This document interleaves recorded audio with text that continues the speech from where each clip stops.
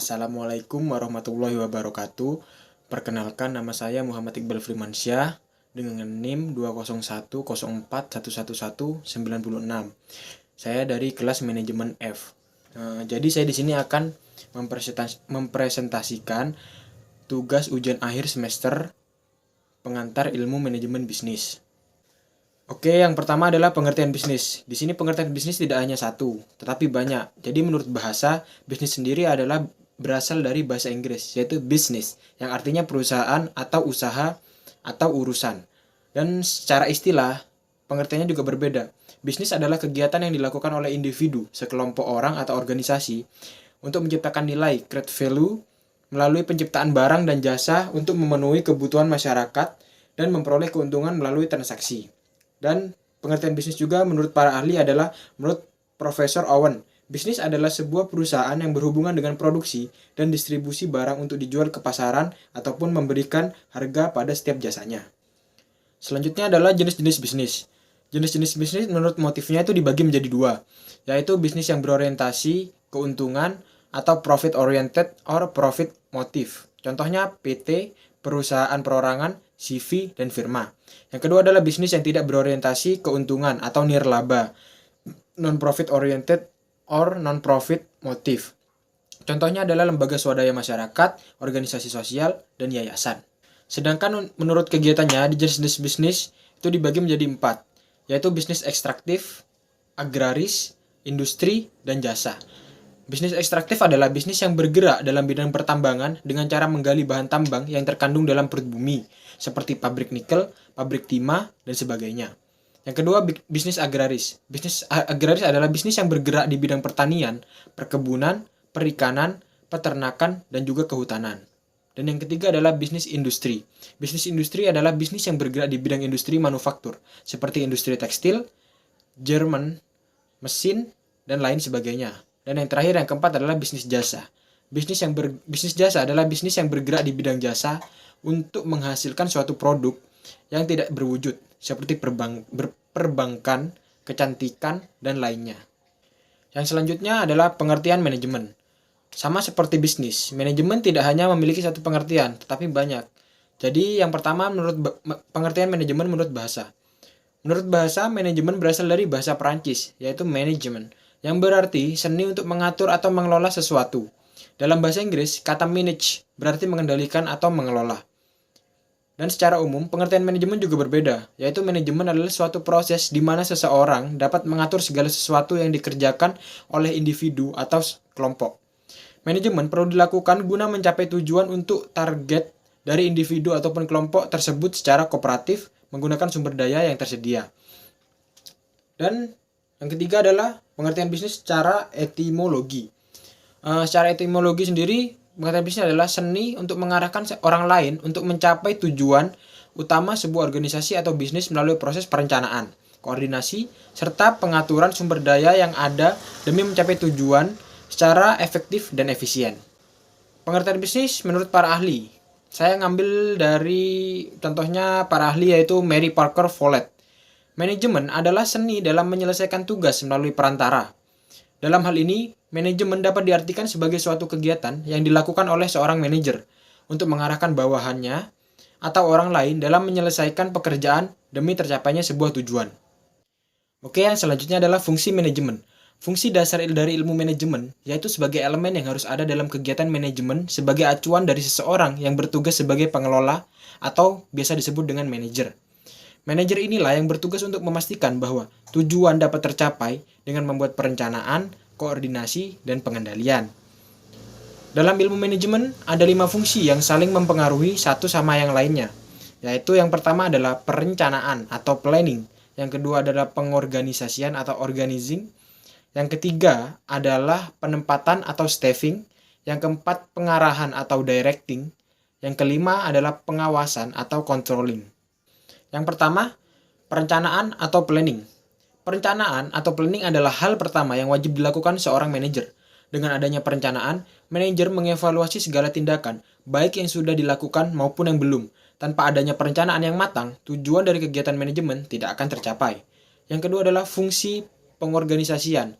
Tujuannya untuk mempermudah proses pengawasan yang dilakukan oleh seorang manajer. Yang ketiga, fungsi penempatan.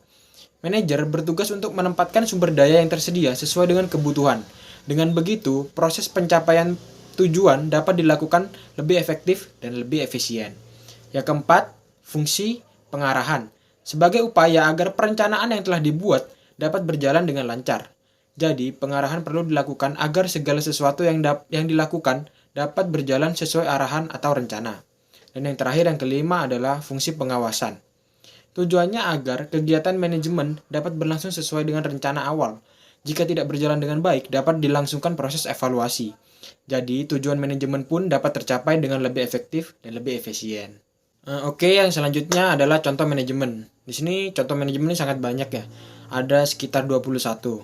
Yang pertama adalah manajemen strategi, manajemen administrasi perkantoran, manajemen biaya, manajemen organisasi, manajemen personalia dan administrasi, manajemen perusahaan, manajemen pemasaran, manajemen produksi, manajemen keuangan, manajemen waktu, manajemen organisasi, manajemen komunikasi, manajemen pendidikan, manajemen konstruksi, manajemen agribisnis, manajemen stres, manajemen sumber daya manusia, manajemen risiko, manajemen rantai pasokan, manajemen keselamatan dan kesehatan kerja, dan yang terakhir adalah manajemen hubungan masyarakat atau humas. Oke, untuk yang selanjutnya, untuk topik yang saya pahami atau yang saya ambil dari mata kuliah pengantar ilmu manajemen bisnis ini adalah manajemen pemasaran. Jadi menurut ahli yaitu Philip Kotler, manajemen pemasaran adalah analisis, perencanaan, implementasi, dan pengendalian terprogram yang dirancang untuk menghasilkan pertukaran yang diinginkan dengan pasar sasaran untuk tujuan mencapai tujuan organisasi. Proses manajemen pemasaran. Manajemen pemasaran memiliki 4 proses, yaitu yang pertama adalah proses analisis. Proses analisis bertujuan untuk menentukan target konsumen dan melihat apa yang dibutuhkan oleh konsumen. Yang kedua adalah proses perencanaan. Proses perencanaan ini meliputi bentuk produk, rencana lokasi distribusi produk, rencana promosi, serta penjualan. Yang ketiga adalah proses implementasi. Proses implementasi adalah proses bagian atau staf pemasaran mulai mengenalkan produknya, kemudian menjual produknya ke konsumen yang dituju. Yang terakhir, yang keempat adalah proses pengendalian. Proses pengendalian adalah proses pengenalan atau promosi, proses penjualan dan menerima tanggapan dari konsumen. Oke, yang selanjutnya adalah evolusi konsep produksi. Evolusi konsep produksi menurut Alma, seiring dengan perkembangan zaman, konsep pemasaran pun juga ikut berkembang. Konsep evolusi pemasaran dibagi menjadi 5 konsep, yaitu yang pertama, konsep produksi. Konsep produksi ini memiliki pengertian yaitu konsep pemasaran yang menganut pendapat bahwa konsumen akan menyukai produk yang tersedia secara luas dan murah. Contoh dari konsep produksi adalah perusahaan produsen rokok pada zaman dahulu memproduksi rokok dalam skala besar karena lebih banyak konsumen dan jumlah pesaing yang masih sedikit, sehingga perusahaan memproduksi rokok dalam jumlah besar dan melebarkan pemasarannya agar bisa dijangkau oleh konsumen. Yang kedua, yaitu konsep produk. Konsep produk adalah konsep pemasaran yang menekankan bahwa konsumen akan menyukai produk-produk yang menawarkan kualitas, kinerja, dan fitur terbaik. Contohnya adalah restoran elit yang menjual makanan berkualitas atau enak menurut chefnya, tapi belum tentu diminati oleh masyarakat luas. Yang ketiga, konsep penjualan. Konsep penjualan ini adalah konsep yaitu perusahaan membuat suatu produk lalu dengan menggunakan strategi penjualannya untuk menarik konsumen agar membeli sebuah produk tersebut. Contohnya adalah perusahaan yang menjual produk alat-alat masak biasanya akan mengoptimalkan para salesnya untuk melakukan demo alat di masyarakat, kemudian mencoba memujuk masyarakat itu dengan memberikan diskon pembelian agar masyarakat itu jadi tertarik dengan produk yang kita tawarkan kepada dia. Oke, yang keempat adalah konsep pemasaran. Konsep pemasaran adalah konsep yang memiliki tujuan untuk memasarkan produk yang diproduksi oleh perusahaan. Tetapi perusahaan biasanya akan melakukan analisa terlebih dahulu tentang kebutuhan dan keinginan konsumen. Kadang keinginan konsumen itu beda dengan keinginan yang barang yang kita produksi. Contohnya seperti perusahaan Nutrifood yang membuat gula Tropicana Slim karena banyak masyarakat Indonesia yang terkena diabetes, sehingga masyarakat membutuhkan gula rendah kalori. Di situ konsep pemasaran jadi menyesuaikan dengan kebutuhan masyarakat saat ini. Karena masyarakat banyak diabetes dan membutuhkan gula yang rendah kalori, jadi PT Tropicana Slim atau perusahaan Nutrifood membuat gula rendah kalori. Oke, yang terakhir adalah konsep sosial. Konsep sosial di sini konsep yang tidak hanya berorientasi pada keuntungan, tetapi juga mempertimbangkan faktor lain, seperti kelestarian lingkungan dan kesehatan masyarakat. Contohnya adalah PT Nongguan Biotek Indonesia dalam memproduksi pupuk organik berkualitas agar petani mengurangi penggunaan pupuk kimia pada jangka yang panjang yang akan merusak lahan pertaniannya. Oke, sekian presentasi dari saya untuk tugas ujian akhir semester pengantar ilmu manajemen bisnis ini. Mohon undur diri, kurang lebihnya mohon maaf. Assalamualaikum warahmatullahi wabarakatuh. Terima kasih.